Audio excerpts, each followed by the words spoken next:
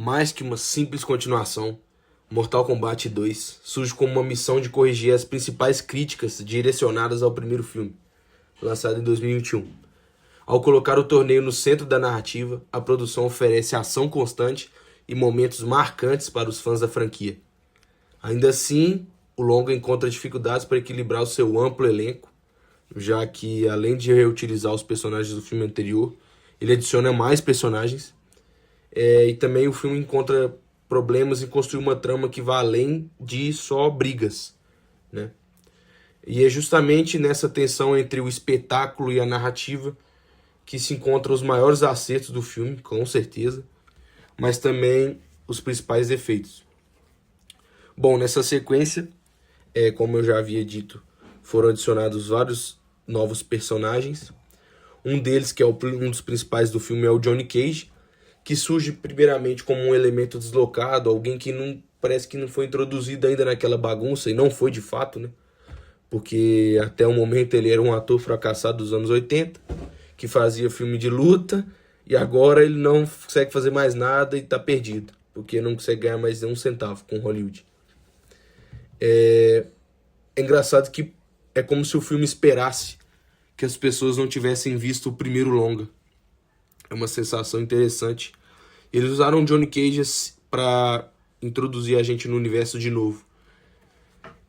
O que contrasta muito com os personagens do Liu Kang e da Sonya Blade e do Jax, por exemplo, que já estavam no primeiro filme, já tinham sido introduzidos nesse universo, e já sabiam quais riscos tomar, né?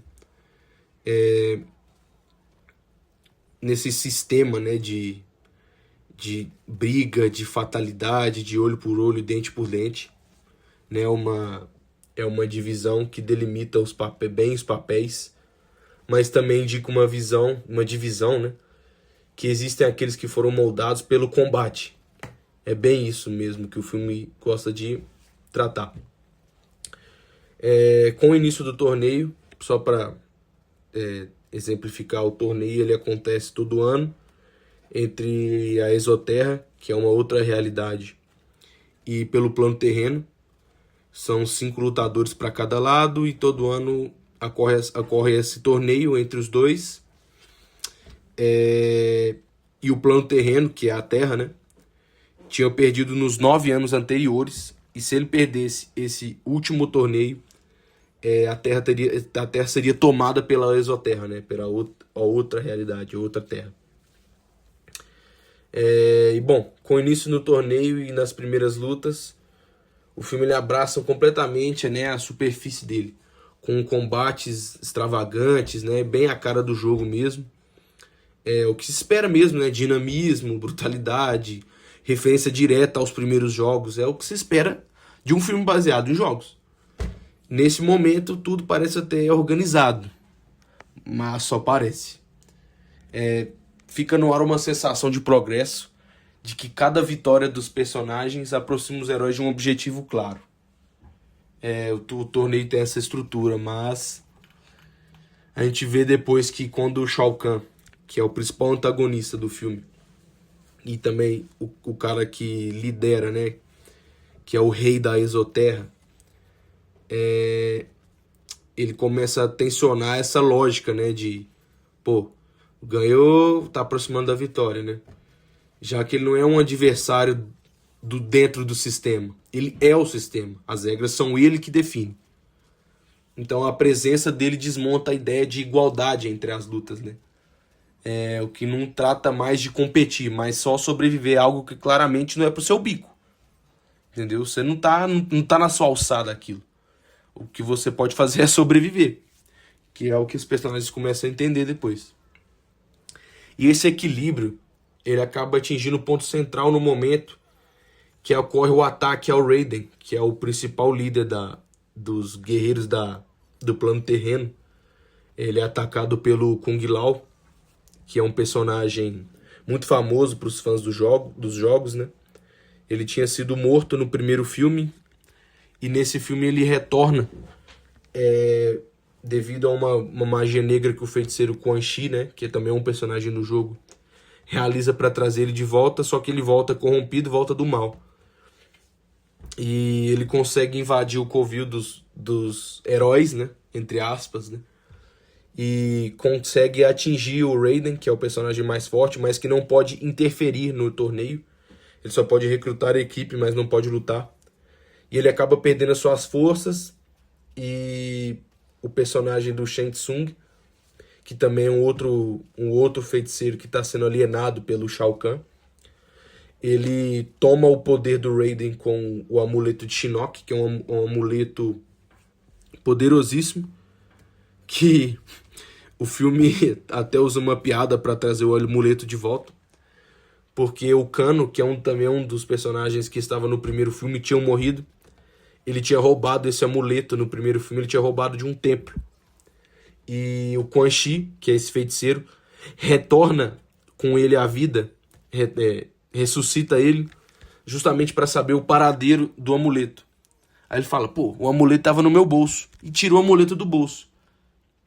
Aí o pessoal que tava lá na hora fala, ué, como assim o amuleto tava no bolso? Por que você não revistou o cara antes de ressuscitar ele e tal? Rola um clima descontraído nessa hora, mas o Quan Chi é um cara de madeira, não esboça nenhuma reação, ele só quer o amuleto, né? Esse confronto, ele começa a desequilibrar a disputa entre as duas equipes, justamente devido ao Shao Kahn começar a usar um poder inimaginável do amuleto, né? O que não garante mais justiça entre as lutas, né? Essa aparência de justiça, ela vai enfraquecendo, o que deixa o torneio menos regulado. Aí a partir daí as lutas começam a dar errado para os heróis, né? Com alguns personagens acabando vir a óbito, né? Como por exemplo o Cole Young, que foi um personagem muito criticado do primeiro filme, porque ele não existe nos jogos, ele é uma criação dos roteiristas do primeiro filme, ele é um personagem que não existe. E ele acaba sendo o protagonista do primeiro filme, o que gerou uma onda de críticas muito grande quanto a isso, porque um ator que não tem carisma nenhum, né? Um personagem que não existe, acaba tomando mais tempo de tela que personagens clássicos dos jogos, né? Aí nesse filme ele teve uma redução muito reduzida, uma participação muito reduzida, e ele acaba dando o azar de ser sorteado para lutar contra o Shao Kahn, já com um amuleto carregado com o poder do Raiden. Então primeiro ele começa lutando bem, ele tem uma sensação de que vai ganhar, consegue enfiar uma estaca no peito do Shao Kahn, e o Shao Kahn apenas ri da cara dele, gira ele no ar, joga ele no chão e explode a cabeça dele com uma marreta. E joga ele num poço de ácido. Esse é o fim do protagonista do primeiro filme. Pra você ver o tanto que foi mal pensada essa ideia, né? É tanto que eles acabaram com ele muito rápido nesse. Outra morte também que acontece um pouco mais pra frente é a do Jax, que tava no primeiro filme, mas tinha perdido os braços, né? Assim como nos jogos, ele tem 2 braços metálicos. Ele acaba morrendo pro Shao Kahn também, numa luta dentro do templo. Os heróis vão resgatar o amuleto e acabam vão pegar o amuleto e acabam encontrando o Shao Kahn, que posteriormente perde o amuleto pro Noob Saibot, que se teletransporta pro Netherrealm com um amuleto, enfim. E o Jax também perde a vida nessa batalha, que é um personagem muito bem quisto nos jogos. E nesse contexto, a missão paralela, que era destruir o amuleto, começa a perder o foco, né? Já que o filme começa a reconhecer que não tem solução dentro do próprio sistema que construiu. A luta por si só não resolve mais, que é necessário algo externo, tipo quebrar uma regrazinha para poder ganhar essa batalha aí. Daí o Johnny Cage começa a assumir um papel mais ativo, ele não por ser o mais forte, porque ele é um humano normal, mas também por ser aquele mais dominante, aquele mais racional, com uma lógica mais dominante. E ele começa a tomar esse protagonista justamente por pensar com mais calma e tal. Ele passou por todo um arco no começo do filme de não aceitar aquilo tudo e pedir para voltar para casa, porque aquilo para ele era baboseira. E ele acaba retornando pro torneio às forças, né? Porque os deuses escolheram ele e teletransportam ele para o torneio de novo. Aí ele fala, agora eu vou aceitar essa parada. E ao longo do filme ele vai aceitando cada vez mais que a Terra precisa dele e que ele pode ajudar. Mesmo sendo um fracassado, ele pode ajudar. Por que não? Só ter força de vontade, né? Hoje em dia é assim. E quando a gente chega no clímax final, fica evidente que o filme não é mais sobre o torneio.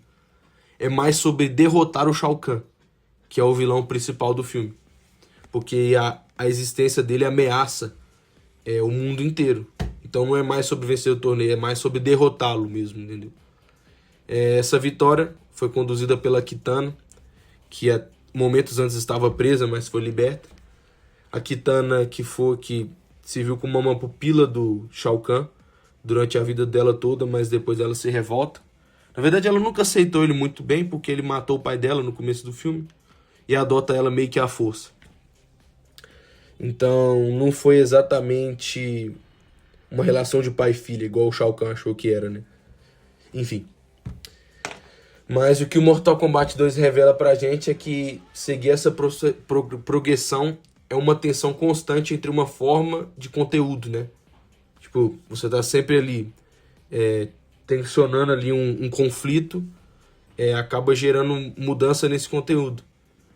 E de um lado ele apresenta um filme com luta estruturado, quase um videogame, e de outro ele sugere que essa estrutura é falha, desigual e que é, em última instância, insuficiente.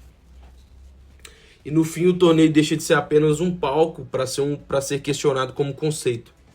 E o filme, mesmo sem se aprofundar totalmente nessa discussão, até porque o filme tem esse grave problema de ser muito raso, ele aponta coisas interessantes. Bom, esse filme ele tem pontos positivos e pontos negativos, né? Todos os filmes têm, mas esse tem muitos pontos que eu separei aqui, que eu gostaria de dizer. Bom, pontos positivos. Ele tem um fanservice muito bom. Pra quem é fã dos jogos e fã da lore de Mortal Kombat, é uma entrega assim, muito legal. Tanto de caracterização, quanto de falas, quanto de referências de golpes. Uma referência muito legal que tem no começo do filme é uma luta que o Johnny Cage faz com a Kitana. E ele perde pra Kitana, né? Porque até por muita descrença no que estava acontecendo, ele acaba subestimando tudo aquilo e toma uma sova. E nesse torneio você tem a opção de poupar ou matar a pessoa. E a Kitana poupa ele. Só que enquanto a Kitana pensa se vai poupar ele, ele fica balançando assim, meio trêmulo. Igualzinho quando você derrota o seu inimigo no jogo. E ele fica dessa mesma forma, esperando você finalizar ele. Foi uma referência assim, muito legal, que todo mundo notou na hora assim, que era isso. Entendeu? Muito legal. Todas as referências aos jogos originais, principalmente aos jogos antigos. Os cenários, assim. Bom, pelo menos onde eles deveriam estar, né? O visual, o figurino também dos personagens ficou muito bom, bem parecido com os jogos, bem que o fã queria mesmo, né? O bom também, né, um outro ponto positivo desse filme é ter focado numa história que é mais inspirada nos jogos, né, por ter o torneio, que é um erro que o primeiro filme não tinha, o primeiro filme foi sem torneio, que foi uma coisa massacrada pelos fãs na época também. E o bom também é que o filme abriu mão de dar destaque pro personagem principal do outro filme. Inclusive matou ele, né? Assim como eu disse, Cole Young. Personagem que foi detestado por todos os fãs do filme, todos os fãs dos jogos. E ele não teve aparição nenhuma nesse quase, justamente para corrigir os erros do outro filme. Os principais pontos negativos que eu achei nesse filme, eu achei a locação, os cenários muito mal feitos, tudo muito escuro, poucos cenários, né? Os personagens, pareciam que todas as cenas eram nos mesmos lugares. Eu tive essa sensação. Por exemplo, os personagens do bem, os heróis, enquanto não estava tendo lutas do torneio, eles ficavam num templo lá e tal. Só que esse templo aparece várias vezes no filme. Só que todas as vezes que eles estão no templo, eles estão na mesma sala. Parece que o templo não tem outros lugares, entendeu? Só tem essa sala. E todas as cenas do templo, eles estão nessa sala. Na cena que o Kung Lao aparece lá, na cena que roubam os poderes do Raiden, na cena que eles se reúnem depois das lutas, todos estão no mesmo lugar e isso me incomodou demais. Uma coisa também que me incomodou muito foi a coreografia das lutas, que eu achei que ficaram muito robóticas, não tem cara de luta, né? E o problema é que se fala, não tem cara de luta, mas tem cara de luta de videogame. Não tem cara de luta de videogame também, não tem cara de nada. É uma luta muito esquisita, assim. Não é o que se espera do jogo, porque o jogo tem lutas espetaculares. Mas vale ressaltar, né, que tem uma luta em específico que foi espetacular. Parece que eles organizaram toda a coreografia do filme inteiro nessa luta, que foi a luta do Liu Kang e do Kung Lao, que o Kung Lao tinha acabado de atacar o Raiden e ele foi lutar com o Liu Kang, foram selecionados para lutar um contra o outro no torneio. O legal dessa cena, além da coreografia dela, que é ótima, é o peso que essa cena carrega. Porque eles eram melhores amigos até pouco tempo, até o Kung Lao morrer. No primeiro filme, eles eram super amigos, quase irmãos. E o destino colocou eles um contra o outro. Sendo que o Kung Lao já não estava mais puro, já não era o Kung Lao que o Liu Kang conhecia, né? Então tem toda uma carga dramática por esse contexto. Além da luta ter sido incrível, com referências diretas aos golpes dos dois no jogo. Nossa, espetacular. Mas enfim, o resto das lutas foi muito ruim. Inclusive a luta do Baraka com o Johnny Cage foi horrível. Foi muito ruim, muito mal coreografada, sem graça nenhuma, não tem tempero nenhum.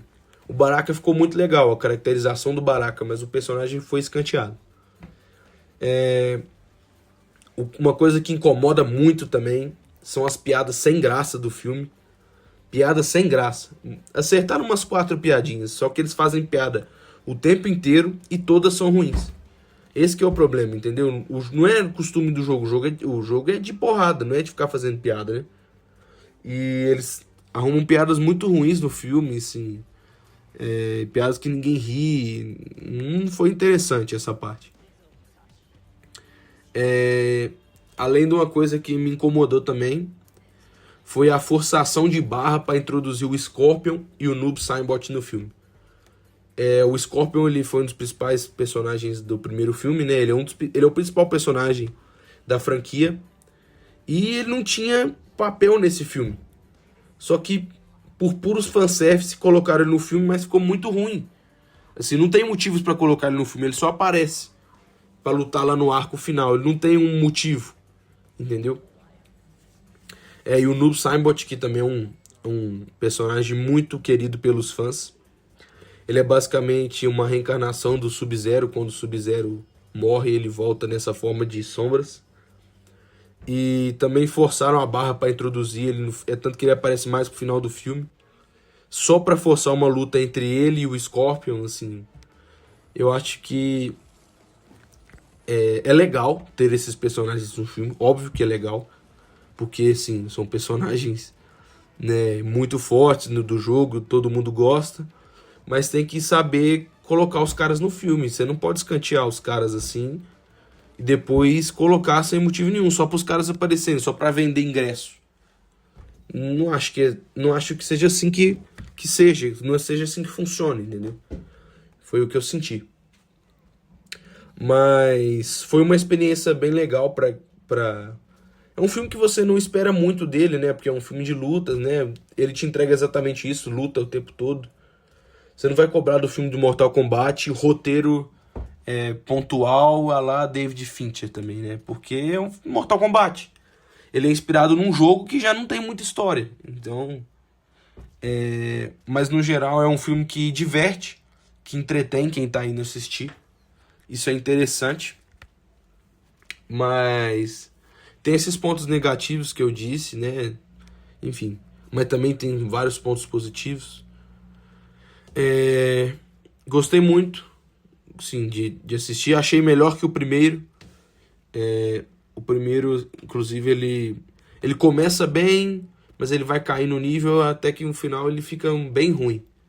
Esse segundo não, ele manteve. Ele foi mediano o filme inteiro, se vocês me entendem.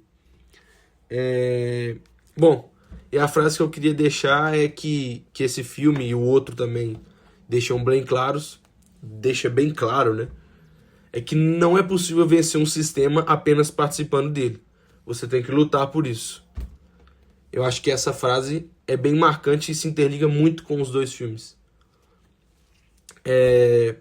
Bom, gostaria de me despedir agora, agradecer pela audiência, que venha por mais vídeos.